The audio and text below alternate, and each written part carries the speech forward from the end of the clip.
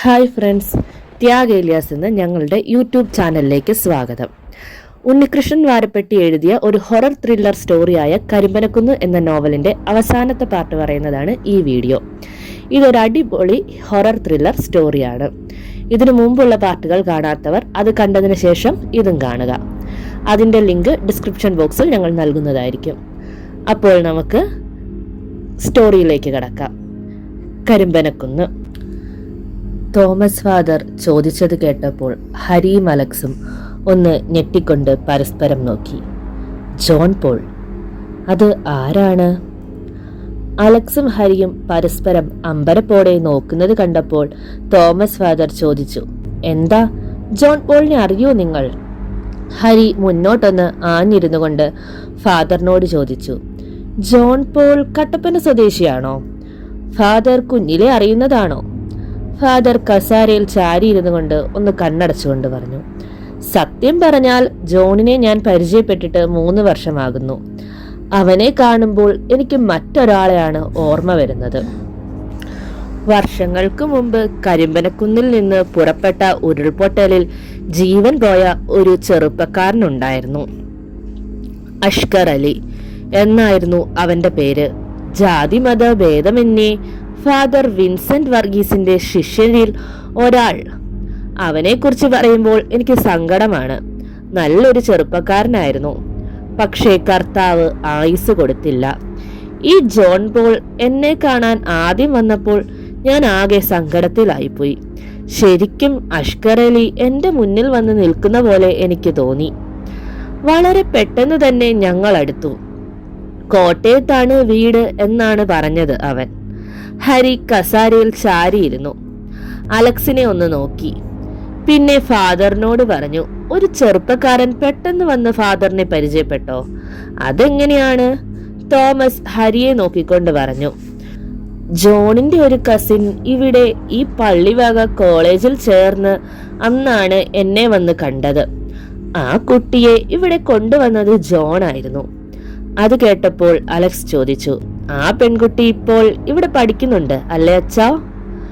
Father അവരെ നോക്കിക്കൊണ്ട് പറഞ്ഞു, ഉണ്ടാകും, ഇത് ലാസ്റ്റ് ഇയർ അല്ലേ. ഞാൻ ആ കുട്ടിയെ കണ്ടിട്ടില്ല. ജോൺ പറഞ്ഞുള്ള അറിവുള്ളൂ എനിക്ക്. അവർ കുറച്ചു സമയം കൂടി സംസാരിച്ചിരുന്ന ശേഷം തോമസ് ഫാദറിനോട് യാത്ര പറഞ്ഞിറങ്ങി. പോകുന്ന വഴി ഹരി അലക്സിനോട് പറഞ്ഞു, കാര്യങ്ങൾ കുറച്ചുകൂടി വ്യക്തമാകുന്നു. നിരഞ്ജൻ തന്നെയാണ് ജോൺ പോൾ എന്ന പേരിൽ ഫാദർ തോമസിനെ കാണാനെത്തുന്നത്. ഇനി നമുക്കറിയാനുള്ളത് ആ പെൺകുട്ടിയെ കുറിച്ചാണ്, നിരഞ്ജന്റെ ഭാവി വധു. ഈ സമയം പാഴൂർ ഇല്ലത്ത് ബ്രഹ്മദത്തൻ തിരുമേനിക്ക് മുന്നിലിരിക്കുകയായിരുന്നു ജേക്കബും മേരിയും. തിരുമേനി അവരെ നോക്കിക്കൊണ്ട് പറഞ്ഞു, വീണ്ടും നിങ്ങളുടെ ഉറക്കം നഷ്ടമായി അല്ലേ? 25 വർഷം മുൻപ് നടന്ന ഒരു സംഭവത്തിന്റെ ഒരു ശേഷിപ്പ് വീണ്ടും അവിടെ തന്നെ വന്നു ചേർന്നിരിക്കുന്നു.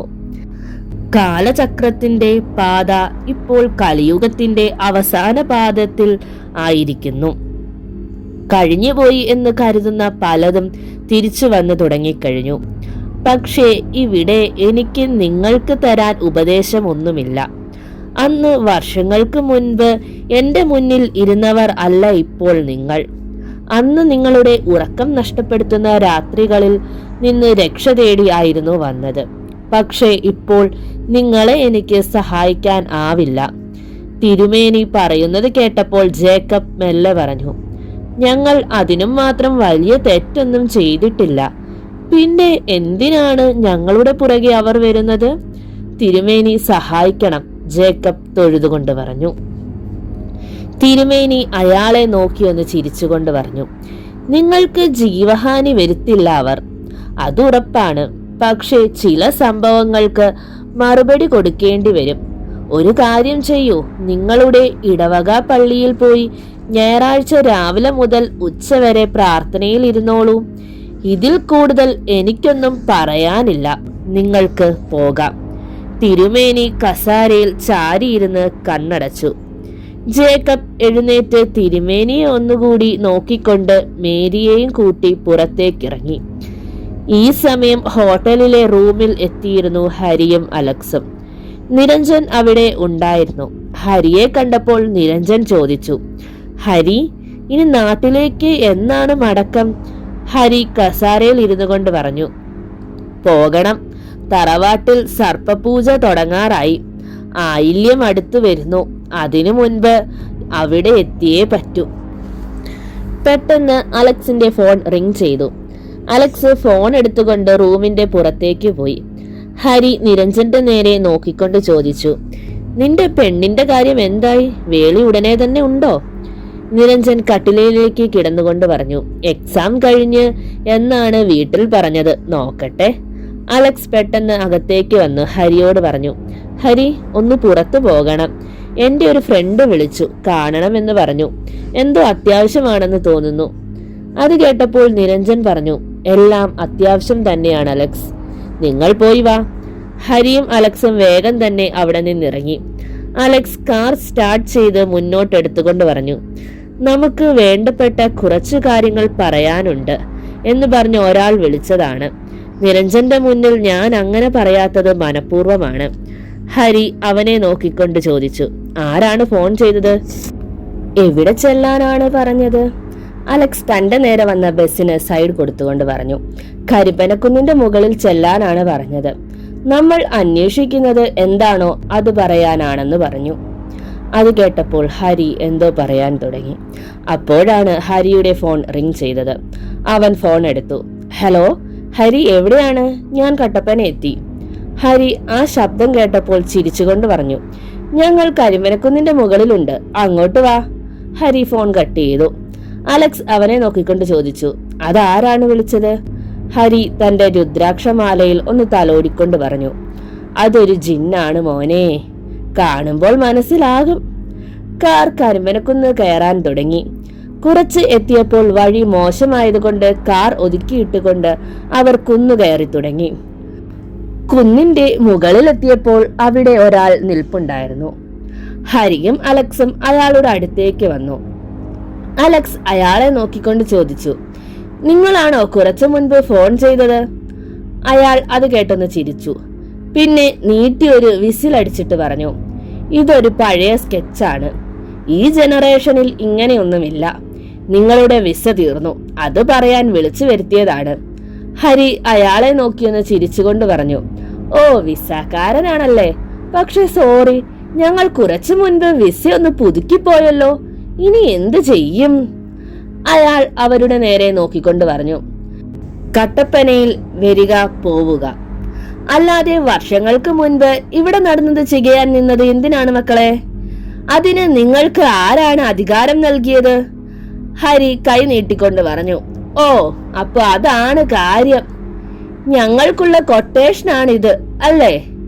പക്ഷേ തനിക്ക് യോഗം ഇല്ലല്ലോ. ലക്ഷണം കണ്ടിട്ട് നല്ല തല്ല് കിട്ടാനാണ് യോഗം.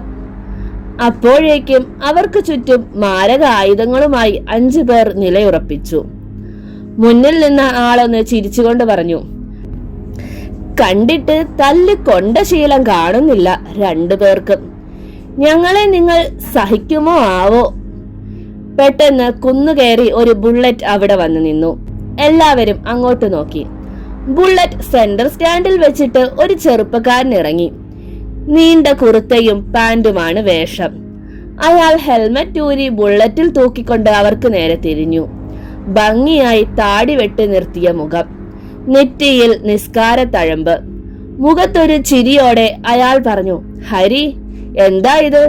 നീ ഇവിടെ കൃഷി ഇറക്കാൻ പോകുകയാണോ? അല്ല, വെട്ടുകത്തിയൊക്കെ പിടിച്ച ആളുകൾ നിൽക്കുന്നത് കണ്ടതുകൊണ്ട് ചോദിച്ചെന്നേ ഉള്ളൂ. ഹരി ഒന്ന് ചിരിച്ചുകൊണ്ട് പറഞ്ഞു, വരണം mister Samad Ibrahim, correct time ആണല്ലോ നിന്റെ. സമദ് ചിരിച്ചുകൊണ്ട് ഹരിയുടെ അടുത്ത് വന്നുകൊണ്ട് പറഞ്ഞു, എന്തോന്ന് പുള്ളേ, കൊട്ടേഷനാണോ? ഹരി അവനെ നോക്കിക്കൊണ്ട് പറഞ്ഞു, അല്ല, വിസ തട്ടിപ്പ് ടീമാണ് മോനെ, നമ്മുടെ വിസ ഇവർ എടുക്കുകയാണെന്ന്.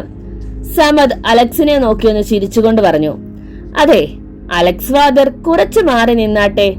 നിങ്ങൾ സ്നേഹത്തിന്റെ ആളുകളല്ലേ, ഇതൊന്നും വശം കാണില്ല. ഇവിടെ ഇപ്പോൾ അയ്യപ്പനും വാവരും കൂടി പേട്ട തുള്ളാൻ പോവുക.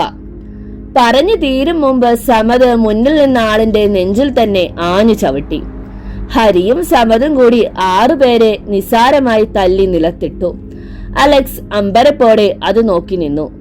ഹരി കളരിയൊക്കെ പഠിച്ചു കഴിഞ്ഞതാണ് എന്നറിയാം, പക്ഷെ സമത് നിഷ്കളങ്ക മുഖത്തോടെ വന്നിട്ട് ഇമ്മാതിരി അടി. സമത് അലക്സിനെ നോക്കി കണ്ണടച്ചുകൊണ്ട് പറഞ്ഞു, ദേ ഇപ്പോൾ മതമൈത്രി ആയില്ലേ, 3 ഭാഗവുമുണ്ട്, അയ്യപ്പനും വാവരും കർത്താവും. അലക്സ് സമതിനെ നോക്കി ചിരിച്ചുകൊണ്ട് പറഞ്ഞു, ആമീൻ. ഹരി നിലത്ത് കിടന്ന് ഞെരുങ്ങുന്നവരെ നോക്കിക്കൊണ്ട് പറഞ്ഞു, ഈ പറയുന്നത് കുറച്ച് പഴയ ഡയലോഗാണ്. നിന്നെയൊക്കെ പറഞ്ഞയച്ചവരോട് പറ, ഈ കളി തീരാൻ പോവുകയാണെന്ന്. ഇനി ഇവിടെ നടക്കാൻ പോകുന്നത് ഫൈനൽ റൗണ്ടാണ്. അലക്സിന്റെ അടുത്ത് ചെന്ന് സമതൊന്ന് ചിരിച്ച് കൈ നീട്ടിക്കൊണ്ട് പറഞ്ഞു, ആദ്യം കാണുകയാണ് നമ്മൾ. പക്ഷേ ഹരി പറഞ്ഞറിയാം അലക്സിനെ എനിക്ക്. ഹരി അവിടെ വീണ് കിടന്നവരോട് പറഞ്ഞു, പൊക്കോ ഇവിടെ നിന്ന്. നീയൊക്കെ ജീവിതത്തിൽ കണ്ടിട്ടില്ലാത്ത പലതിനും സാക്ഷിയാകേണ്ടി വരുമല്ലെങ്കിൽ. അവരുടെ തല്ല് മേടിച്ച് നിലത്ത് കിടക്കുന്നവർ ബുദ്ധിമുട്ടി എഴുന്നേറ്റ് നിന്നു. പിന്നെ അവർ അവിടെ നിന്ന് കുന്നിറങ്ങാൻ തുടങ്ങി. അവർ പോകുന്നത് നോക്കി നിന്ന ശേഷം ഹരി അലക്സിനെയും സമതിനെയും നോക്കിക്കൊണ്ട് പറഞ്ഞു, ഇവിടെ നടക്കുന്ന സംഭവങ്ങൾ ഞാൻ ഇവനെ അറിയിച്ചുകൊണ്ടിരുന്നു. അപ്പോഴാണ് സമതിന്റെ അനിയത്തി ഇവിടെയാണ് പഠിക്കുന്നത് എന്നറിഞ്ഞത്. അതോടെ സമത് ഇവിടേക്ക് പുറപ്പെട്ടു. അലക്സ് സമതിന്റെ കൈ പിടിച്ചുകൊണ്ട് പറഞ്ഞു, എന്തായാലും പരിചയപ്പെടേണ്ട ആൾ തന്നെ, സന്തോഷം. സമത് തന്റെ പോക്കറ്റിൽ നിന്ന് തസ്ബി എടുത്ത് കയ്യിൽ ചുറ്റിക്കൊണ്ട് പറഞ്ഞു, ഹോസ്റ്റലിൽ കുറച്ച് സംഭവങ്ങൾ നടന്നിരുന്നു. സുറുമി അതെല്ലാം എന്നോട് പറഞ്ഞു. ഹരി പറയുന്നതും സുറുമി പറയുന്നതും തമ്മിൽ ഒരു കണക്ഷൻ എനിക്ക് തോന്നി. അതുകൂടി കൊണ്ടാണ് ഞാൻ ഇവിടേക്ക് വന്നത്. ഹരി ഒന്ന് ആലോചിച്ചുകൊണ്ട് പറഞ്ഞു, വർഷങ്ങൾക്ക് മുൻപ് നടന്ന ഒരു പ്രകൃതി ദുരന്തം, അതിന്റെ ബാക്കിയാണ് ഇപ്പോൾ നടക്കുന്നതെല്ലാം തന്നെ.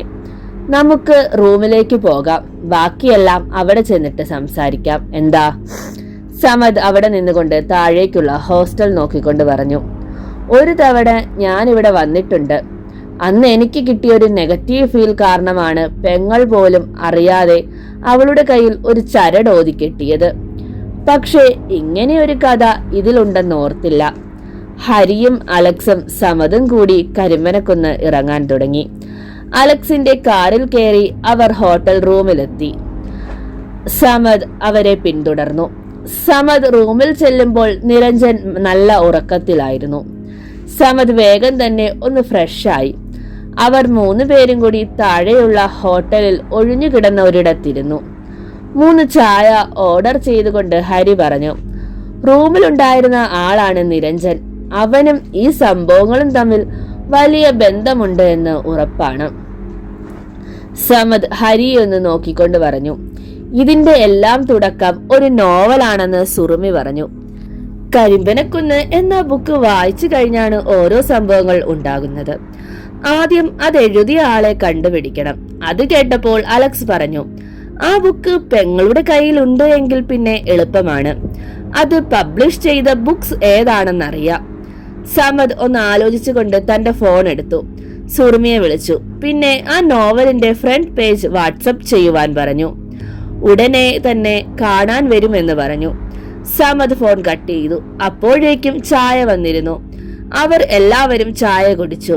ഹരി സമദിനെ നോക്കിക്കൊണ്ട് പറഞ്ഞു, ആദ്യം നമുക്ക് വേണ്ടത് നോവൽ എഴുതിയ ആളാണ്. അങ്ങനെയെങ്കിൽ ഒരു യാത്ര കൂടി വേണ്ടിവരും. പെട്ടെന്ന് സമദിന്റെ വാട്സപ്പിൽ കരിമ്പനക്കുന്ന് എന്ന നോവലിന്റെ ഉള്ളടക്കം പിക്കായി വന്നു. സമദ് അത് വായിച്ചു നോക്കിയിട്ട് പറഞ്ഞു, ഇത് എഴുതിയത് നിരഞ്ജൻ എന്ന ആളാണ്. പബ്ലിഷ് ചെയ്തത് സിഒ ബുക്സ് കോതമംഗലം. അലക്സ് ഹരിയെ നോക്കിക്കൊണ്ട് ചോദിച്ചു, ഇനി നമ്മുടെ നിരഞ്ജൻ തന്നെയാണോ കഥ എഴുതിയത്?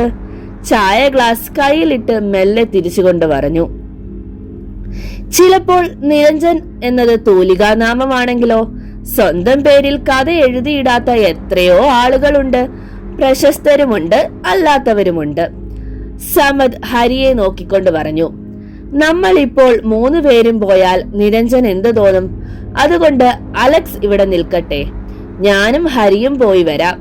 അലക്സ് അത് കേട്ടപ്പോൾ പറഞ്ഞു, കുഴപ്പമില്ല, ഞാൻ നിരഞ്ജന് കമ്പനി കൊടുക്കാം, നിങ്ങൾ പോയി വാ, കാർ എടുത്തോ, നിങ്ങൾ വന്നിട്ടേ ഞാൻ റൂമിൽ നിന്നിറങ്ങൂ. ഹരിയും സമതും കൂടി അലക്സിന്റെ കാറിൽ കോതമംഗലത്തേക്ക് യാത്രയായി. ഹരിയായിരുന്നു കാറ് ഡ്രൈവ് ചെയ്തത്. പോകുന്ന വഴി സമത് ഹരിയെ നോക്കിക്കൊണ്ട് ചോദിച്ചു, ആ കഥ തന്നെയാണ് വർഷങ്ങൾക്ക് മുൻപ് കരിമ്പനക്കുന്നിൽ സംഭവിച്ചത് എന്നാണ് സുറുമി പറയുന്നത്. അപ്പോൾ അതെഴുതിയ ആളും ആ സംഭവവുമായി കണക്ഷൻ ഉണ്ട് എന്ന് തോന്നുന്നു. ഹരി റോഡിലേക്ക് നോക്കിക്കൊണ്ട് പറഞ്ഞു. 25 വർഷം മുൻപ് നടന്ന സംഭവം അത് കുറച്ച് വർഷങ്ങൾക്ക് മുൻപ് ഒരു നോവലായി മാറുന്നു. എന്നിട്ട് ആ നോവൽ അതിലെ തന്നെ കഥാപാത്രങ്ങൾക്ക് മുന്നിലേക്ക് എത്തുന്നു. ശരിക്കും ഒരു പ്ലാൻ തന്നെയാണെന്ന് തോന്നിപ്പോകുന്ന പോലൊരു സംഭവം. സമദ് സീറ്റിൽ ചാരിക്കിടന്നുകൊണ്ട് പറഞ്ഞു, നോക്കാം. കോതമംഗലത്ത് എൻ്റെ ഒരു സുഹൃത്തുണ്ട്, ചെറിയ കഥകളൊക്കെ എഴുതിയിടുന്ന ഒരാൾ. അവനെ ഒന്ന് വിളിച്ചു നോക്കട്ടെ, അപ്പോ കുറച്ചുകൂടി കാര്യങ്ങൾ എളുപ്പമാകും. സമദ് ഫോൺ എടുത്ത് ഒരു നമ്പർ ഡയൽ ചെയ്തു. ഹലോ മച്ചാനെ, ഞാനാണ് സമദ് ഇബ്രാഹിം. നീ കോതമംഗലമുണ്ടോ? എനിക്ക് ചെറിയൊരു സഹായം വേണം. ഓക്കെ അളിയ, അവളെ വരുമ്പോൾ വിളിക്കാം. സമദ് ഫോൺ കട്ട് ചെയ്തുകൊണ്ട് ഹരിയോട് പറഞ്ഞു. പഹേൻ അവിടെ തന്നെ ഉണ്ട്, ഇന്ന് വന്നതേ ഉള്ളൂ. അവൻ രാജകുമാരിയിലായിരുന്നു. ആഴ്ചയിൽ ഒരു ദിവസം വരും. ഇന്നാള് കോതമംഗലമുണ്ട്. ഹരി സമദിനെ നോക്കിക്കൊണ്ട് ചോദിച്ചു, ആരാണ് അവൻ? സമദ് മൊബൈലിൽ ഒരു പിക്ക് കാണിച്ചുകൊണ്ട് പറഞ്ഞു, ഇതാണ് ആള്. കോതമംഗലം മൂവാറ്റുപുഴ റൂട്ടാണ് താമസം. ആള് കുറച്ച് പ്രശ്നമാണ്, പക്ഷെ വിശ്വസിക്കാം, കൂടെ നിൽക്കും. അവൻ നമ്മളെ സഹായിക്കും എന്ന് എനിക്ക് ഉറപ്പുണ്ട്. അവന്റെ പേര് ഉണ്ണികൃഷ്ണൻ വാരപ്പെട്ടി. ഹരി സമദ് കാണിച്ചു കൊടുത്ത ഫോട്ടോ നോക്കിക്കൊണ്ട് പറഞ്ഞു, ആളെ കണ്ടിട്ട് ഒരു പാവത്താനാണെന്ന് തോന്നുന്നല്ലോ. ഇവനുമായി എങ്ങനെയാണ് നിനക്ക് കമ്പനി? സമദ് ഫോൺ എടുത്തു വെച്ചുകൊണ്ടൊന്ന് ചിരിച്ചു. പിന്നെ ഹരിയെ നോക്കിക്കൊണ്ട് പറഞ്ഞു, 1-2 വർഷം മുൻപ് നടന്ന ഒരു സംഭവമാണ്. ഞാൻ പെരുമ്പാവൂരുള്ള എന്റെ ഒരു കൂട്ടുകാരന്റെ അടുത്ത് പോയിട്ട് തിരിച്ച് കോതമംഗലം വഴി വരുന്ന സമയം എന്റെ കാർ എന്തോ സംഭവിച്ച് വഴിയിലായിപ്പോയി. എനിക്കാണെങ്കിൽ ആരെയും പരിചയവുമില്ല. അങ്ങനെ കാറിന്റെ പുറത്തിറങ്ങി അടുത്തുള്ള ഒരു കടയിൽ കയറി വർക്ക്ഷോപ്പ് എങ്ങാനും അടുത്തുണ്ടോ എന്ന് അന്വേഷിച്ചു. സമയം രാത്രി 10 മണി കഴിഞ്ഞേ ഉള്ളൂ. എങ്കിലും അയാൾ പറഞ്ഞു മിക്കവാറും എല്ലാവരും പോയിട്ടുണ്ടാകുമെന്ന്. അതോടെ എനിക്കാകെ ടെൻഷനായി. അങ്ങോട്ടിനി ബസ്സുമില്ല. എന്റെ അവസ്ഥ കണ്ട് കടക്കാരൻ ഒരു നമ്പർ തന്നിട്ട് പറഞ്ഞു, ഈ നമ്പറിൽ ഒന്ന് വിളിച്ചു നോക്ക്, ഫോൺ എടുത്താൽ രക്ഷപ്പെട്ടു, ബാക്കി അവൻ നോക്കിക്കോളും. ഞാൻ നമ്പർ വാങ്ങി. പിന്നെ കുറച്ച് നീങ്ങി നിന്ന് ഫോൺ ചെയ്തു. 1-2 റിങ് കഴിഞ്ഞ് ഫോൺ എടുത്തു ഒരാൾ. ഹലോ, ആരാണ്? അങ്ങേ തലക്കിൽ നിന്ന് ഒരു ചോദ്യം കേട്ടു. ഞാൻ എന്റെ അവസ്ഥ പറഞ്ഞു. സഹായിക്കണം എന്ന് പറഞ്ഞ് തീരും മുൻപ് ഫോൺ കട്ടായി. പിന്നെ എത്ര വിളിച്ചിട്ടും അയാൾ ഫോൺ എടുത്തില്ല. ഞാൻ വീണ്ടും കാറിന്റെ സമീപത്ത് വന്നു നിന്നു. കുറച്ചു കഴിഞ്ഞ് ഒരു ബൈക്കിൽ 2 പേർ എന്റെ അടുത്ത് വന്നു നിന്നു. ബൈക്ക് ഓടിച്ചിരുന്ന ആൾ എന്റെ അടുത്ത് വന്നുകൊണ്ട് പറഞ്ഞു, ഇവനെ വിളിക്കാൻ പോയതാണ്, അതുകൊണ്ടാണ് പിന്നെ ഫോൺ എടുക്കാഞ്ഞത് കേട്ടോ. ഞാൻ ആശ്വാസത്തോടെ ഒന്ന് ചിരിച്ചു. അയാളുടെ കൂടെ വന്ന ആൾ വർക്ക്ഷോപ്പ് ജീവനക്കാരനായിരുന്നു. അയാൾ കാർ നോക്കുന്ന സമയം ആ ചെറുപ്പക്കാരൻ എന്നെയും കൂട്ടി തട്ടുകടയിലേക്ക് പോയി. ഓരോ കട്ടനൊക്കെ അടിച്ച് ഞങ്ങൾ സംസാരിച്ചിരുന്നു. കുറച്ചു കഴിഞ്ഞ് കാർ ഓക്കെ ആയെന്ന് അയാൾ വിളിച്ചു പറഞ്ഞു. ഞങ്ങൾ കാറിന്റെ അടുത്തേക്ക് ചെന്നു. ഞാൻ ആ ചെറുപ്പക്കാരനെ നോക്കിക്കൊണ്ട് ചോദിച്ചു, നിങ്ങൾ ആരാണ് ബായി? ഒരു പരിചയമില്ലാത്ത എന്നെ സഹായിക്കാൻ ഓടി വന്നത്? പേര് ചോദിക്കാനും മറന്നു. അയാൾ ഒന്ന് ചിരിച്ചുകൊണ്ട് പറഞ്ഞു, എന്റെ പേര് ഉണ്ണികൃഷ്ണൻ എന്നാണ്. നിങ്ങൾക്ക് നമ്പർ തന്നത് എന്റെ കൂട്ടുകാരന്റെ അച്ഛനാണ്.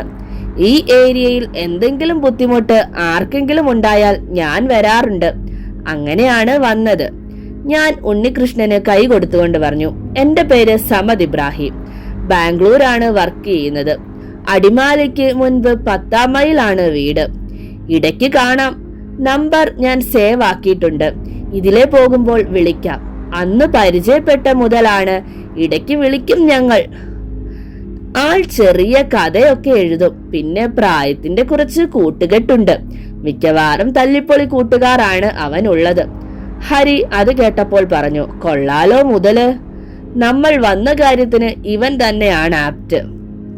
കാർ കോതമംഗലം എത്തി.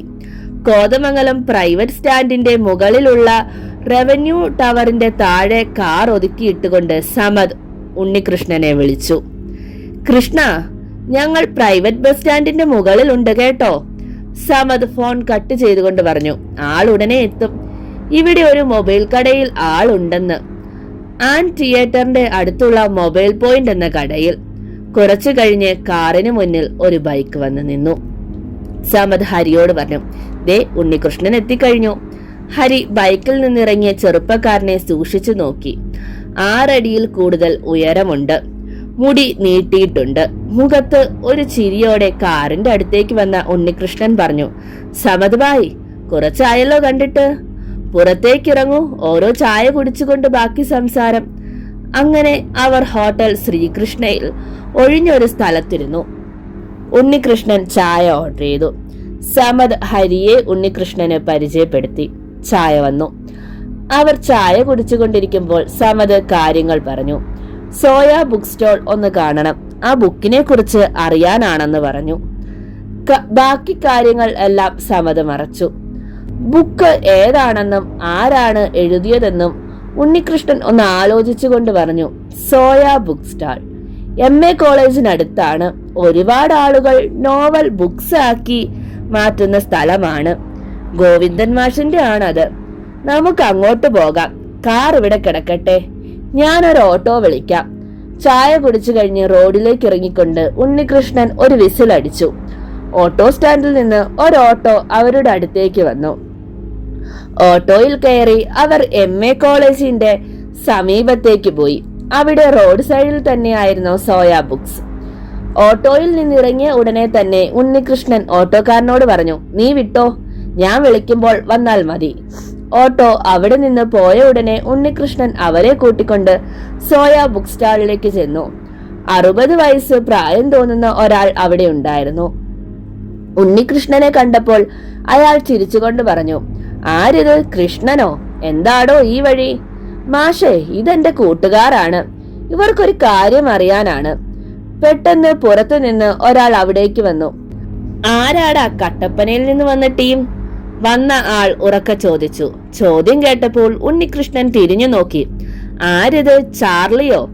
എന്താടാ, കട്ടപ്പനയിൽ നിന്ന് നിന്റെ അമ്മാവന്മാർ ആരേലും ഇങ്ങോട്ട് കെട്ടിയെടുത്തോ? ഉണ്ണികൃഷ്ണനെ കണ്ടപ്പോൾ ചാർലി ഒന്ന് പരിങ്ങിക്കൊണ്ട് പറഞ്ഞു, അളിയ, അത് പിന്നെ ചെറിയൊരു വർക്കായിട്ട് വന്നതാണ്. നമ്മുടെ സിബിച്ചേട്ടൻ പറഞ്ഞു വിട്ടതാണ്. ഉണ്ണികൃഷ്ണൻ മുന്നോട്ട് വന്നുകൊണ്ട് പറഞ്ഞു. ചാർലി, നീ പോയി നിന്റെ സിബിച്ചേട്ടനോട് പറ, കട്ടപ്പനയിൽ നിന്ന് വന്നിട്ടുള്ള ടീം എന്റെ കൂട്ടുകാരാണെന്ന്. കാര്യം എനിക്ക് മനസ്സിലായി, സ്കെച്ചാണെന്ന്. തൽക്കാലം ഇവിടെ ഒരു പണിയും നടക്കില്ല. ഇനി അതല്ല വേറെ ആരെങ്കിലും ഈ പണി എടുത്താൽ ആദ്യം എന്റെ അടുത്തേക്ക് വന്ന് ഒപ്പിട്ടു പോകാൻ പറ. ചാർലി ചെല്ലാൻ നോക്ക്. ചാർലി ഉണ്ണികൃഷ്ണനെ നോക്കിക്കൊണ്ട് പുറത്തേക്ക് പോയി. ഉണ്ണികൃഷ്ണൻ സമദിനെ നോക്കിക്കൊണ്ട് പറഞ്ഞു, അപ്പോൾ ചെറിയ ഒരു ബുക്ക് മാത്രം അല്ലല്ലോ അളിയ പ്രശ്നം. നിങ്ങൾക്ക് പണി വരുന്നുണ്ട്. ഒരു കാര്യം ചെയ്, നിങ്ങൾ വന്ന കാര്യം ഇവിടെ അന്വേഷിച്ചു കഴിഞ്ഞ് എന്നെ വിളിക്ക്. ഞാൻ സിബിച്ചേട്ടനെ ഒന്ന് പോയി കണ്ടുവരാം. എന്താ പ്രശ്നമെന്ന് അറിയണം. ഉണ്ണികൃഷ്ണൻ അവിടെ നിന്ന് പോയി. സമദ് ഹരിയെ നോക്കിക്കൊണ്ട് മെല്ലെ പറഞ്ഞു, അപ്പോ കളി മുറുകിക്കഴിഞ്ഞു ഹരി. നമ്മുടെ പുറകെ തന്നെ അവരുണ്ട്. ഇതെല്ലാം നോക്കി നിന്ന ഗോവിന്ദൻ മാഷ് അവരെ നോക്കിക്കൊണ്ട് ചോദിച്ചു, നിങ്ങൾ ഉണ്ണികൃഷ്ണന്റെ കൂട്ടുകാരാണല്ലേ? എന്താ കാര്യം, അത് പറയൂ. സമദ് അയാളുടെ അടുത്തേക്ക് വന്നുകൊണ്ട് പറഞ്ഞു, മാഷേ, കരിമ്പനക്കുന്ന് എന്നൊരു നോവൽ ഇവിടെ പബ്ലിഷ് ചെയ്തിരുന്നു എന്നറിഞ്ഞു വന്നതാണ്. ഞങ്ങൾക്ക് അതൊരു വെബ് സീരീസ് ആക്കാൻ ആഗ്രഹമുണ്ട്. അതെഴുതിയ നിരഞ്ജൻ എന്ന ആളെ ഒന്ന് കാണാനായിരുന്നു. അത് കേട്ടപ്പോൾ ഗോവിന്ദൻ മാഷ് ഒന്ന് ചിരിച്ചുകൊണ്ട് പറഞ്ഞു, നിരഞ്ജനോ? ആ മുഴുക്കുടിയൻ എഴുതിയ കഥയൊന്നുമല്ല അത്. നിരഞ്ജൻ ആ കഥ അത് എഴുതിയ ആളുടെ കയ്യിൽ നിന്ന് വാങ്ങി സ്വന്തം പേരിൽ ആക്കിയതാണ്. അത് കേട്ടപ്പോൾ ഹരിയും സമദും പരസ്പരം ഒന്ന് നോക്കി. അപ്പോ അത് എഴുതിയത് നിരഞ്ജൻ അല്ലെങ്കിൽ ആരാണ് യഥാർത്ഥ കഥാകൃത്ത്? അയാളെ അറിയുമോ മാഷിന്? ഹരി ആകാംക്ഷയോടെ ചോദിച്ചു. ഗോവിന്ദൻ മാഷ് അവരെ നോക്കിക്കൊണ്ട് പറഞ്ഞു, കരിമ്പനക്കുന്ന് എഴുതിയ ആളെ കൂട്ടിയാണ് നിങ്ങൾ ഇങ്ങോട്ട് വന്നത് പിള്ളേരെ. അവൻ ഉണ്ണികൃഷ്ണൻ എഴുതിയ കഥയാണ് കരിമ്പനക്കുന്ന്. ഹരിയും സമതും ഒന്നുകൂടി ഞെട്ടി.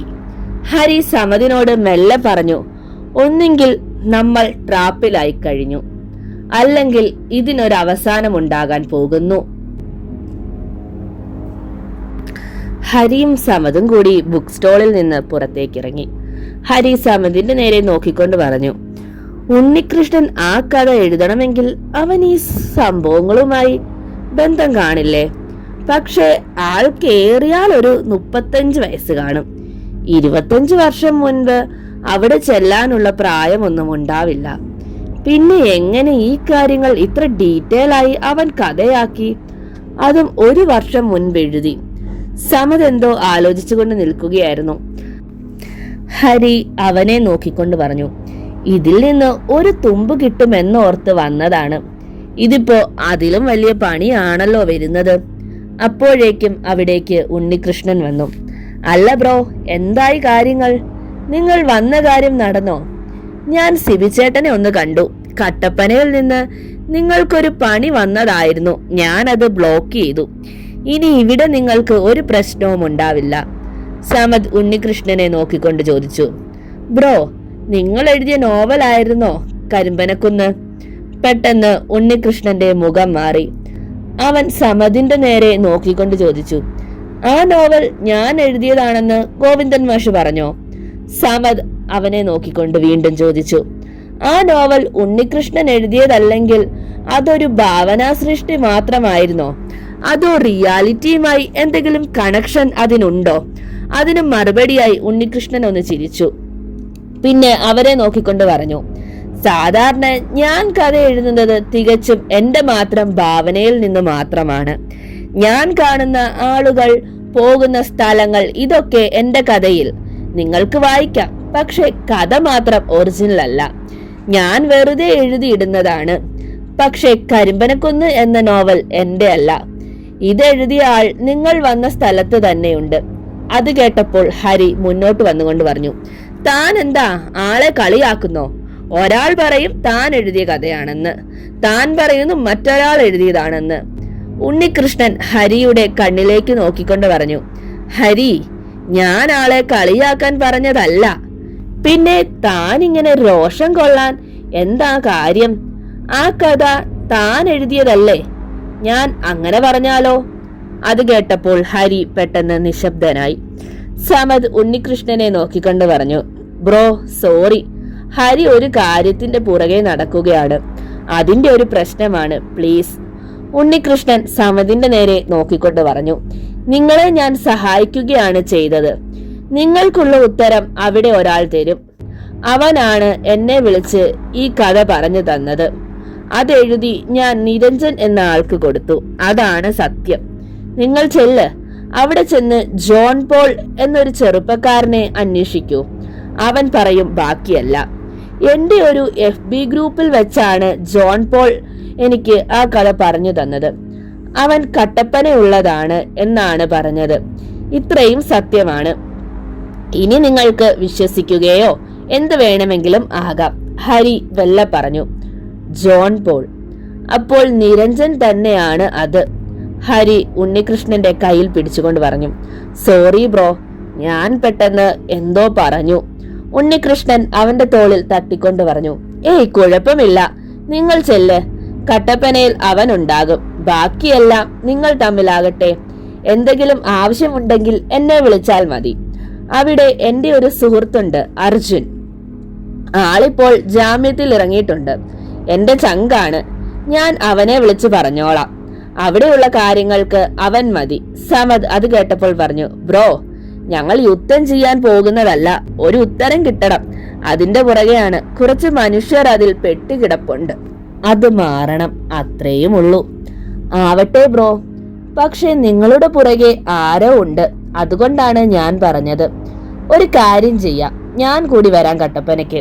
എന്താ, കുഴപ്പമുണ്ടോ? അത് കേട്ടപ്പോൾ ഹരി പറഞ്ഞു, സന്തോഷം, ബ്രോ കൂടി വാ. ഇതിനെല്ലാത്തിനും ഒരവസാനം വേണം. ഈ കളിയിൽ നിങ്ങൾ കൂടി വേണം എന്നായിരിക്കും ഈശ്വരവിധി. കോതമംഗലത്ത് നിന്ന് അങ്ങനെ അവർ 3 പേരും കൂടി കട്ടപ്പനയ്ക്ക് തിരിച്ചു. ഇതേ സമയം വൈകുന്നേരമായപ്പോൾ ജേക്കബ് മേരിയെയും കൂട്ടി കട്ടപ്പന എത്തിയിരുന്നു. കാർ ഒരു സ്ഥലം നോക്കി ഒതുക്കിയിട്ടുകൊണ്ട് ജേക്കബ് പറഞ്ഞു, എങ്ങനെയും പണമുണ്ടാക്കാനുള്ള ആർത്തിയാണ് നമ്മളെ ഇവിടെ കൊണ്ടെത്തിച്ചത്. ഇനിയും അയാളെ അനുസരിക്കാൻ വയ്യ. കർത്താവിന് നിരക്കാത്ത കാര്യം ചെയ്താൽ എത്ര വർഷം കഴിഞ്ഞാണേലും അതിന്റെ ബലം കിട്ടും. മേരി അയാളെ നോക്കിക്കൊണ്ട് പറഞ്ഞു, അതെ, എനിക്ക് അങ്ങനെയാണ് തോന്നുന്നത്. ഞാൻ ഇവിടെ നിന്ന് പോയാലോ എന്നാണ് ആലോചിക്കുന്നത്. പെട്ടെന്ന് ജേക്കബിന്റെ ഫോൺ റിങ് ചെയ്തു. അയാൾ ഫോൺ എടുത്തുകൊണ്ട് പറഞ്ഞു, ഇനി എന്നെ വിളിക്കരുത്. നിങ്ങൾ പറയുന്നത് ഒരിക്കൽ അനുസരിച്ചതാണ് ഞാൻ ചെയ്ത തെറ്റ്. അതിനുള്ളത് ഞാൻ അനുഭവിച്ചു കഴിഞ്ഞു. നിങ്ങൾ സേഫ് ആണല്ലോ. പക്ഷേ ഞങ്ങൾ അങ്ങനെയല്ല. ജേക്കബ് ഫോൺ കട്ട് ചെയ്തു. മേരി അയാളോട് ചോദിച്ചു, ഇനി എന്തൊക്കെ സംഭവിക്കും കർത്താവേ? ജേക്കബ് കാർ സ്റ്റാർട്ട് ചെയ്തുകൊണ്ട് പറഞ്ഞു, നിന്നെ ഹോസ്റ്റലിലാക്കാം. വരുന്നത് വരട്ടെ. ഇനിയെല്ലാം നിയമത്തിന്റെ വഴി നോക്കാം. സമയം രാത്രി 8 മണി കഴിഞ്ഞു. അലക്സ് ഹോട്ടലിൽ തന്നെ ആയിരുന്നു. അലക്സിനെ നോക്കിക്കൊണ്ടിരുന്ന നിരഞ്ജൻ മെല്ലെ പറഞ്ഞു, അവർ വന്നില്ലല്ലോ അലക്സ്, ഒന്ന് വിളിച്ചു നോക്ക്. അലക്സ് ഫോൺ എടുത്ത് ഹരിയെ വിളിച്ചു. സ്വിച്ച് ഓഫ് എന്നായിരുന്നു മറുപടി. അലക്സ് നിരഞ്ജനെ നോക്കിക്കൊണ്ട് പറഞ്ഞു, സ്വിച്ച് ഓഫ് ആണല്ലോ ഫോൺ. അത് കേട്ടപ്പോൾ നിരഞ്ജൻ ഒന്ന് ചിരിച്ചുകൊണ്ട് എഴുന്നേറ്റു. സത്യം തേടി പോയവർ ചെന്നുപെട്ടത് അവരുടെ കാലന്റെ അടുത്തായിരുന്നു. അത് കേട്ടപ്പോൾ അലക്സ് എഴുന്നേറ്റു. നിരഞ്ജൻ അലക്സിന്റെ നേരെ നോക്കിക്കൊണ്ട് പറഞ്ഞു, ഇനി അങ്ങോട്ടെല്ലാം അറിയാൻ സമയമായി. അലക്സ് കാർ എടുക്കൂ, നമുക്ക് ഹോസ്റ്റൽ വരെ ഒന്ന് പോകണം. താമസിക്കുന്ന ഓരോ നിമിഷവും ഹരിയുടെയും സമതിന്റെയും ജീവൻ അപകടത്തിലാണ്. അലക്സ് പെട്ടെന്ന് നിരഞ്ജനെ കൂട്ടി അവിടെ നിന്നിറങ്ങി. പിന്നെ തന്റെ ചാച്ചനെ വിളിച്ചു കാർ കൊണ്ടുവരാൻ പറഞ്ഞു. കുറച്ചു കഴിഞ്ഞ് കാർ എത്തി. അതിൽ കയറി അവർ ഹോസ്റ്റലിലേക്ക് തിരിച്ചു. കട്ടപ്പനയിൽ അതിശക്തമായ മഴ പെയ്യാൻ തുടങ്ങിക്കഴിഞ്ഞു. കാറിൽ ഇരുന്നു കൊണ്ട് അലക്സ് നിരഞ്ജനെ തന്നെ ഇടയ്ക്ക് നോക്കിക്കൊണ്ടിരുന്നു. അവന്റെ മുഖം വല്ലാതെ വലിഞ്ഞു മുറുകിയിരുന്നു. ഹോസ്റ്റലിലേക്ക് അടുക്കുന്ന സമയമായിരുന്നു അത് സംഭവിച്ചത്. നിരഞ്ജൻ ഒന്ന് പുളഞ്ഞു. പിന്നെ അലക്സിനെ നോക്കിക്കൊണ്ട് മെല്ലെ പറഞ്ഞു, എന്നെ ബന്ധിച്ചു കഴിഞ്ഞു അവർ. സൂക്ഷിച്ചു വേണം അവിടെ ചെല്ലാൻ. നിരഞ്ജൻ അടുത്ത നിമിഷം കാറിന്റെ സീറ്റിലേക്ക് ബോധം നശിച്ചു വീണു. അലക്സ് ആകെ അമ്പരന്നു പോയി. എന്താണ് നിരഞ്ജൻ പറഞ്ഞത്? ആരാണ് അവർ? കാർ ഹോസ്റ്റലിന്റെ മുന്നിലേക്ക് എത്തുമ്പോൾ തന്നെ അലക്സ് കണ്ടു 2 ഇനോവയും പിന്നെ തന്റെ കാറും കിടക്കുന്നത്. അലക്സ് കാർ ഒതുക്കി നിർത്തി. മഴ ശക്തി കൂടുകയാണ്. അലക്സ് കാറിൽ നിന്നിറങ്ങി ഹോസ്റ്റലിന്റെ ഉള്ളിലേക്ക് ചെന്നു. പെട്ടെന്ന് തന്റെ തലയിൽ ശക്തമായൊരു അടി കിട്ടി. അലക്സിന്റെ ബോധം മെല്ലെ മറഞ്ഞു. അലക്സ്, എഴുന്നേൽക്കൂ. മുഖത്ത് തണുത്ത വെള്ളം വീണപ്പോൾ അയാൾ കണ്ണുകൾ തുറന്നു. താൻ ഒരു കസാരയിൽ കൈകാലുകൾ ബന്ധിച്ച നിലയിലാണെന്ന് അറിഞ്ഞു.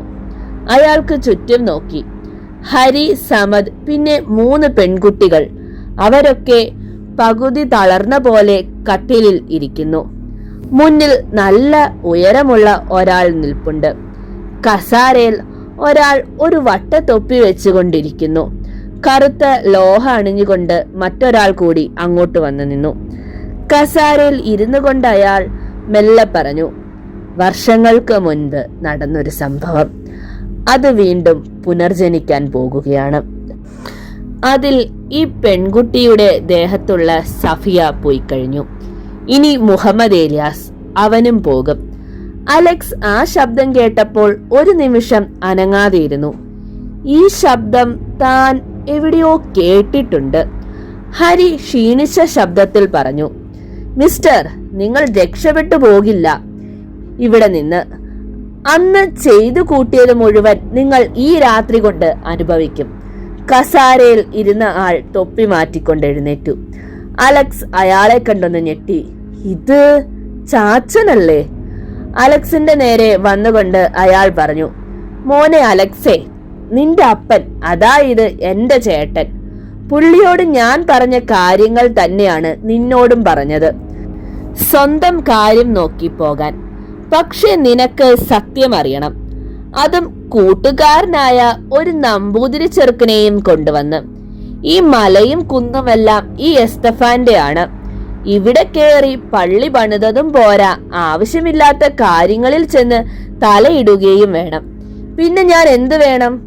പള്ളിമുറ്റത്ത് വിൻസെന്റ് അച്ഛന്റെ വളർത്തുമക്കളായ സഫിയ, അവളുടെ കാമുകൻ മുഹമ്മദ് ഏലിയാസ്, ഇവരൊക്കെ കൂടി ഈ എസ്തഫാന്റെ ചോറിൽ മണ്ണ് വാരിയിടാൻ വന്നാൽ പിന്നെ ഞാൻ നോക്കി നിൽക്കണോ? ഒരു മല തന്നെ അങ്ങ് ഇടിച്ചുകൊണ്ട് വന്നു, വല്ലാത്തൊരു ഉരുൾപൊട്ടൽ പോലെ. എസ്തഫാൻ ഒന്ന് ഉറക്കെ ചിരിച്ചുകൊണ്ട് പറഞ്ഞു, ഈ കറുത്ത ലോഹയിട്ട് എന്റെ സുഹൃത്താണ് സഫിയെയും മുഹമ്മദ് ഏലിയാസിനെയും ബന്ധിച്ചു നിർത്തിയിരിക്കുന്നത്. ഈ ശരീരത്തിൽ തന്നെ അവരുടെ പ്രാണൻ ഞാൻ എടുക്കുവാൻ പോവുകയാണ്. ഹരി അയാളെ നോക്കിക്കൊണ്ട് പറഞ്ഞു, നിങ്ങളെ ഞാൻ സംശയിച്ചിരിക്കുന്നത് വെറുതെ ആയില്ല. അലക്സ് നിങ്ങളോട് എല്ലാം പറയാറുണ്ട് എന്നും അറിയാമായിരുന്നു. ഞങ്ങളെ തീർക്കാൻ ഗുണ്ടകളെ വിട്ടതും ദാ ഇപ്പോൾ ഇവിടെ വരാൻ നിങ്ങൾ കാര്യങ്ങൾ എത്തിച്ചതും എല്ലാം എസ്തഫാൻ എന്ന അലക്സിന്റെ ചാച്ചന്റെ ബുദ്ധിയായിരുന്നു. എസ്തഫാൻ ഹരിയെ നോക്കിയൊന്ന് ചിരിച്ചുകൊണ്ട് പറഞ്ഞു, എന്തായാലും നിങ്ങൾ ഇന്ന് രാത്രി കൂടിയുള്ളൂ, അപ്പോൾ കാര്യത്തിലേക്ക് വരാൻ നോക്കാം. വർഷങ്ങൾക്ക് മുൻപ് ഞാൻ ഇവിടെ കുറച്ച് കൃഷി ചെയ്തിരുന്നു. കുറച്ച് കഞ്ചാവ്, പിന്നെ മൃഗങ്ങളുടെ തോല്, കൊമ്പ്, അങ്ങനെ കുറച്ച് ഐറ്റംസ്. പക്ഷെ ഒരു ദിവസം വിൻസെന്റ് ഫാദർ വന്ന് ഇവിടെ ഒരു പള്ളി പണിയിച്ചു. ഞാനത് ക്ഷമിച്ചു. പള്ളിയല്ലേ, ആളുകൾ പ്രാർത്ഥിക്കട്ടെ എന്ന് കരുതി. പക്ഷേ അച്ഛൻ അപ്പോൾ അടുത്ത കോളായി വന്ന് ജാതി നോക്കാതെ കുട്ടികൾക്ക് ട്യൂഷൻ എടുക്കാൻ തുടങ്ങി.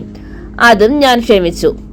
അതിൽ വിൻസെന്റ് അച്ഛൻ ഒരു ഇസ്ലാം കുട്ടിയെ സ്വന്തം മോളെ പോലെ കണ്ടു തുടങ്ങി. അച്ഛനെ കാണാൻ എന്നും വൈകുന്നേരം വന്നു തുടങ്ങിയ അവൾ ഒരു ദിവസം എന്റെ ആളുകളെയും എന്നെയും കണ്ടു. അവരുടെ കയ്യിലുള്ള ആനക്കൊമ്പ് മുതൽ എല്ലാം അവൾ കണ്ടുപിടിച്ചു. അതെല്ലാം അവൾ തന്റെ കാമുകനായ മുഹമ്മദിനോട് പറഞ്ഞു. വിൻസെന്റ് ഫാദർ എല്ലാം അറിഞ്ഞു. എന്നെ വിളിച്ചു വരുത്തി. കാര്യങ്ങൾ കൈവിട്ടു പോകുമെന്നറിഞ്ഞ ഞാൻ അന്ന് രാത്രി തന്നെ വലിയൊരു പ്ലാൻ തയ്യാറാക്കി. ഇതുപോലെ മഴയുള്ള ഒരു രാത്രി കരിമ്പനക്കുന്നിന്റെ താഴെ ഇളകിക്കിടക്കുന്ന വലിയ പാറക്കൂട്ടങ്ങളിൽ ഞങ്ങൾ സ്ഫോടന വസ്തുക്കൾ വെച്ച് തകർത്തു. അതിനു മുൻപ് ഈ സ്ഥലത്ത് വെച്ച് തന്നെ വിൻസെന്റ് അച്ഛനെയും സഫിയെയും മുഹമ്മദ് ഏലിയാസിനെയും ഞാൻ വകവരുത്തിയിരുന്നു. ഒഴുകിയിറങ്ങി വന്ന ചെളിയിലും പാറക്കൂട്ടങ്ങൾക്കിടയിൽ കൂടെയും 3 പേരും ഒഴുകിപ്പോയി. ഇന്ന് പെയ്ത മഴയിൽ ഉരുൾപൊട്ടലിൽ പൊലിഞ്ഞുപോയ അവർ തിരിച്ചു വന്നു എന്ന് പറഞ്ഞ് കരഞ്ഞ ജേക്കബ്, മേരി എന്നിവരെ ഞാൻ മുകളിലേക്ക് പറഞ്ഞു വിട്ടിട്ടുണ്ട്. പാവങ്ങൾ എന്റെ കൂടെ നിന്നവരാണ്. ഇപ്പോൾ അവർക്ക് മാനസാന്തരം വന്നിരിക്കുന്നു. എസ്തഫാൻ ഉറക്കെ ചിരിച്ചുകൊണ്ട് പറഞ്ഞു. കുറച്ച് വർഷങ്ങൾക്ക് ശേഷം വിൻസെന്റ് അച്ഛൻ എന്നെ ഭയപ്പെടുത്താൻ നോക്കി. അവിടെ ഞാൻ എന്റെ ചേട്ടായിയെയും ഒരു ഫാദറിനെയും കൊണ്ടുവന്ന് ആ ശല്യം ഒതുക്കി. പക്ഷേ ഈ രാത്രി ഉരുൾപൊട്ടില്ല. പകരം ദാ ഈ നിൽക്കുന്ന ഉണ്ണികൃഷ്ണൻ നിങ്ങളെ തീർക്കും.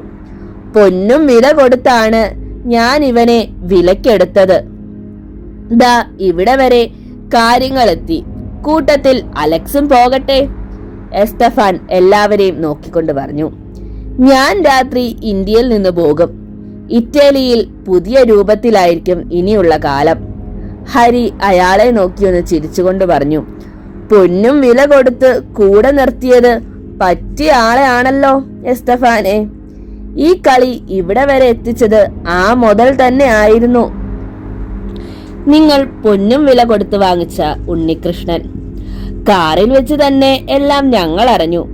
പഴയ കഥ ഉണ്ണിക്ക് പറഞ്ഞു കൊടുത്തത് നിരഞ്ജൻ തന്നെ ആയിരുന്നു, ജോൺ പോൾ എന്ന പേരിൽ. ഉണ്ണികൃഷ്ണന്റെ പ്ലാനാണ് ഇതുവരെ നടന്നത്. എസ്തഫാൻ ഒന്ന് ഞെട്ടിക്കൊണ്ട് ഉണ്ണികൃഷ്ണനെ നോക്കി. ഉണ്ണികൃഷ്ണൻ നീട്ടിയൊരു വിസിലടിച്ചു. ഇരുട്ടിൽ നിന്ന് മറ്റൊരാൾ കൂടി കയറി വന്നു. എസ്തഫാൻ ഒന്നുകൂടി ഞെട്ടി. അർജുൻ. ഉണ്ണികൃഷ്ണൻ അർജുനെ നോക്കിക്കൊണ്ട് പറഞ്ഞു. ജേക്കബ്, പിന്നെ മേരി. ഇവരെ കൊല്ലാൻ നീ ഏൽപ്പിച്ച ആൾ അർജുൻ. പക്ഷേ അവൻ അവരെ കൊന്നില്ല. അവർ ഇപ്പോൾ പോലീസ് സ്റ്റേഷനിലുണ്ട്. കാര്യങ്ങൾ എല്ലാം അവിടെ പറഞ്ഞു കഴിഞ്ഞു കാണും. എസ്തഫാൻ അവരെ മാറി നോക്കി. പിന്നെ ഉറക്കെ ഒന്ന് ചിരിച്ചുകൊണ്ട് പറഞ്ഞു. എന്റെ മക്കളെ, നിങ്ങൾ കാണുന്നതിന് കുറച്ചുകൂടി മുൻപ് ഞാൻ കാര്യങ്ങൾ കണ്ടു. എസ്തഫാൻ ഉറക്കെ വിളിച്ചു പറഞ്ഞു. കേറിപ്പോരേടാ പിള്ളേരെ. കുറച്ച് ബായിമാർ അവിടേക്ക് വന്നു. അവരുടെ കയ്യിൽ മാരക ആയുധങ്ങൾ ഉണ്ടായിരുന്നു. എസ്തഫാൻ ഉണ്ണികൃഷ്ണനെ നോക്കി ചിരിച്ചുകൊണ്ട് പറഞ്ഞു, മലയാളിയെ പോലെ അല്ല ബായിമാർ, കൊടുത്ത കാശിന് പണിയെടുക്കും. മലയാളം അറിയുന്ന ഒരു ബായിയെ ഞാൻ വിലക്കെടുത്തിരുന്നു.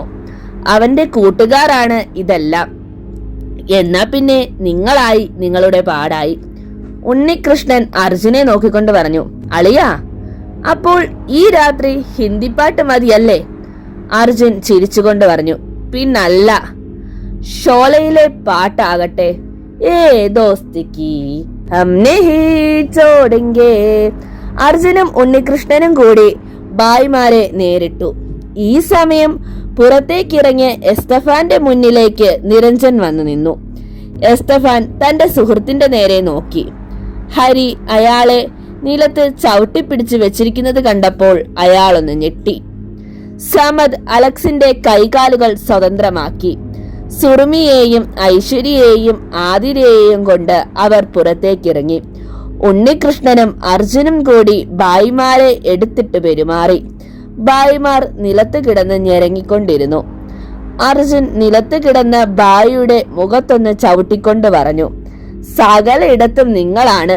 തൽക്കാലം ഇവിടെ ഈ കാര്യത്തിന് ആണുങ്ങളുണ്ട്. മേലിൽ കണ്ടുപോകരുത്. എണ്ണിട്ട് പോടാ വേഗം. പോലീസ് ഇപ്പോൾ എത്തും. അത് കേട്ടപ്പോൾ ബായിമാർ ഒരുവിധം എഴുന്നേറ്റ് ഇരുളിൽ മറഞ്ഞു. പുറത്ത് മഴ അതിശക്തമായി തുടർന്നുകൊണ്ടിരുന്നു. ഇടിയും മിന്നലും അവിടെ പിടിച്ചു കുലുക്കിക്കൊണ്ടിരുന്നു. നിരഞ്ജൻ എസ്തഫാന്റെ കഴുത്തിൽ പിടിച്ചുയർത്തിക്കൊണ്ട് ഒന്ന് അലറി വിളിച്ചു. പെട്ടെന്ന് കാതടുപ്പിക്കുന്ന ഒരു ശബ്ദം കേട്ടു. ഉണ്ണികൃഷ്ണൻ ഉറക്കെ വിളിച്ചു പറഞ്ഞു, കുന്നിടിഞ്ഞു വരുന്നു, എല്ലാവരും മാറിക്കോ. എല്ലാവരും അവിടെ നിന്ന് റോഡിലേക്ക് ഓടിയിറങ്ങി. നിരഞ്ജൻ, ആതിര ഉറക്കെ വിളിച്ചു കരഞ്ഞു. ഹരി അവളുടെ കയ്യിൽ പിടിച്ചുകൊണ്ട് പറഞ്ഞു, അവൻ വരും. അതിശക്തമായ ഉരുൾപൊട്ടലിലേക്ക് എസ്തഫാനെ നിരഞ്ജൻ വലിച്ചെറിഞ്ഞു. ഹോസ്റ്റലിന്റെ പകുതി ഭാഗത്തോളം ഉരുൾപൊട്ടലിൽ ഒലിച്ചുപോയി.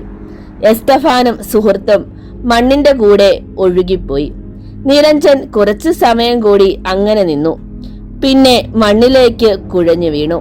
ഹരി വേഗം വന്ന് അവനെ താങ്ങിയെടുത്തു റോഡിലേക്ക് കൊണ്ടുപോയി. അകലെ നിന്ന് പോലീസ് ജീപ്പിന്റെ റെഡ് ലൈറ്റ് കണ്ടു തുടങ്ങി. ശബ്ദം കേട്ട് ആളുകൾ ഓടിക്കൂടാൻ തുടങ്ങി അവിടേക്ക്. കരിമ്പനക്കുന്ന് മുഴുവനായി ഒഴുകിയിറങ്ങി. മഴ കൂടുതൽ ശക്തിയായി പെയ്തു. പിറ്റേന്ന് വലിയ വാർത്തയായിരുന്നു അത്. വർഷങ്ങൾക്ക് മുൻപ് നടന്ന ഒരു ഉരുൾപൊട്ടലിൽ പള്ളി പോയ പോലെ തന്നെ ലേഡീസ് ഹോസ്റ്റലും തകർന്നിരിക്കുന്നു. പക്ഷേ ഭാഗ്യത്തിന് കുട്ടികൾ അവിടെ ഉണ്ടായിരുന്നില്ല. വെക്കേഷൻ ആയതുകൊണ്ട് വലിയ ദുരന്തം ഒഴിവായി. കട്ടപ്പനയിലെ ഹോട്ടൽ മുറിയിൽ എല്ലാവരും ഒത്തുകൂടി. സമദ് തന്റെ സഹോദരി സുറുമിയെ ചേർത്ത് പിടിച്ചുകൊണ്ട് പറഞ്ഞു, ഒരു നോവൽ കാരണം നടന്ന കാര്യങ്ങൾ എന്തൊക്കെയായിരുന്നു? എന്തായാലും ആർക്കും ഒന്നും സംഭവിച്ചില്ലല്ലോ, റബ്ബ് കാത്തു. ഹരി അവരെ നോക്കിക്കൊണ്ട് പറഞ്ഞു, നിങ്ങൾ വായിച്ച കഥ എഴുതിയത് ഈ നിൽക്കുന്ന ഉണ്ണികൃഷ്ണനാണ്, ഉണ്ണികൃഷ്ണൻ വാരപ്പെട്ടി. ആതിരയെയും സുറുമിയും ഐശ്വര്യയെയും അവനെ നോക്കി ചിരിച്ചു. അർജുൻ അവരെ നോക്കിക്കൊണ്ട് പറഞ്ഞു, പിന്നെ കഥ മാത്രമല്ല കേട്ടോ, കുറച്ച് ആക്ഷനും കൂടി ഉണ്ട് ആൾക്ക്. അലക്സ് ഹരിയുടെ തോളിൽ പിടിച്ചുകൊണ്ട് പറഞ്ഞു, ഹരി, ഒരുപാട് നന്ദിയുണ്ട് ആദ്യം മുതൽ കൂടെ തന്നെ നിന്നതിന്. പിന്നെ ഉണ്ണികൃഷ്ണൻ ബ്രോ, അവസാനം താൻ തന്നെ വേണ്ടി വന്നു കഥ തീർക്കാൻ അല്ലേ? ഉണ്ണികൃഷ്ണൻ എല്ലാവരെയും നോക്കി ചിരിച്ചുകൊണ്ട് പറഞ്ഞു, പിന്നെ എന്റെ FB ഗ്രൂപ്പിൽ എല്ലാവരും കഥകൾ വായിക്കണം. ഞാൻ മാത്രമല്ല എഴുതിയിടുന്നത്, ബെൻസൻ അച്ചായൻ, രൂപേഷ് ബ്രോ, പ്രഷോഫ്, അങ്ങനെ നല്ല ഒരുപാട് എഴുത്തുകാരുണ്ട് അതിൽ. എല്ലാവരും സപ്പോർട്ട് ചെയ്യണം. സുറുമി അത് കേട്ടപ്പോൾ പറഞ്ഞു, ഉറപ്പായും സപ്പോർട്ട് ഉണ്ടാകും. അതുപോട്ടെ, അടുത്ത കഥ ഏതാണ്, അതുകൂടി പറയൂ.